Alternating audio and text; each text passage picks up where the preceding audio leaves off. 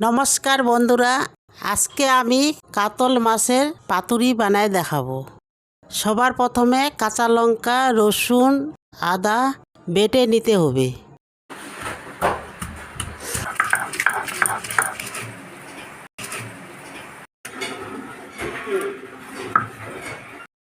এরপর পেঁয়াজ, সরষা বেটে নিতে হবে।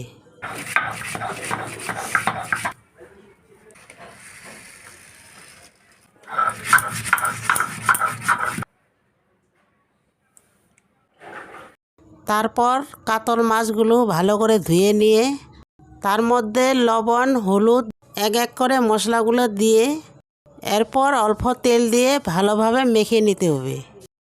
মেখে নেওয়ার পর কিছুক্ষণ ঢেকে রেখে দিতে হবে। তারপর কলা পাতা নিয়ে তার মধ্যে তেল লাগিয়ে নিয়ে একটা একটা করে মাছের পিসগুলো নিয়ে কলা পাতার মধ্যে পেঁচিয়ে বেঁধে নিতে হবে। এইবার কড়াইতে তেল দিয়ে বেঁধে রাখা মাছগুলো এক এক করে দিয়ে ভালোভাবে ভেজে নিতে হবে।